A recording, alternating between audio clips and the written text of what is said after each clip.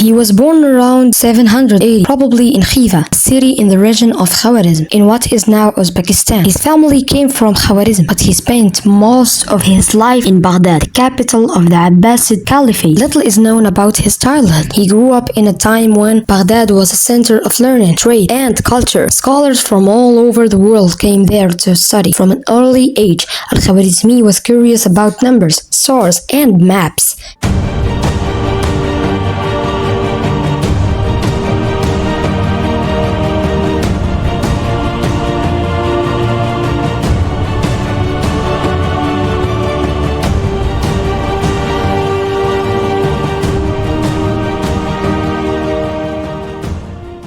As a young man, Al-Khwarizmi joined the House of Wisdom, the great library and research center of Baghdad. Here, he met other scholars and worked on translating and studying texts from Greek, Indian, and Persian sources, focused on mathematics, astronomy, geography, and history. The House of Wisdom was a place where knowledge was shared freely, and Al-Khwarizmi learned the skills that would make him famous.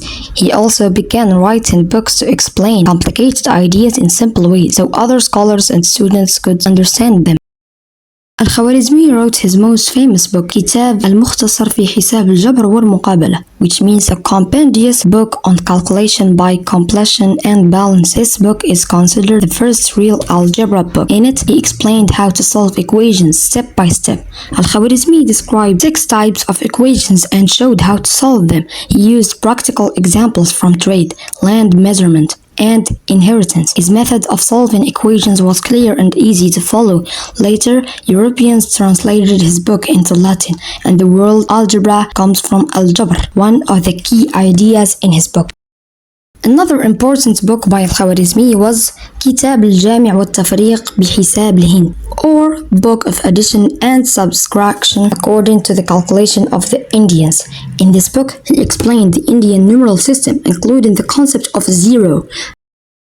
Al-Khwarizmi did important work in astronomy. He wrote a set of astronomical tables called Zijl Sindhin. These tables were based on Indian and Greek calculations and allowed astronomers to find the positions of the stars and planets. He also wrote about astrolabe and sundials, tools used to measure time and position of stars.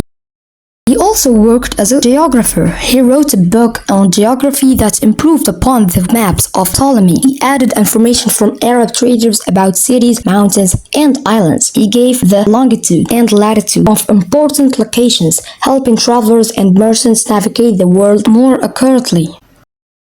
Al-Khwarizmi continued his work in mathematics, astronomy, and geography until his death around 850 in Baghdad. He lived his life helping others understand complex ideas in simple ways. His books shaped the future of algebra and mathematics. Later, Muslim mathematicians as Abu Kamil and Al-Khariji built upon his work. Al-Khwarizmi's work changed the world. The word algebra comes from his book. The word algorithm comes from his name.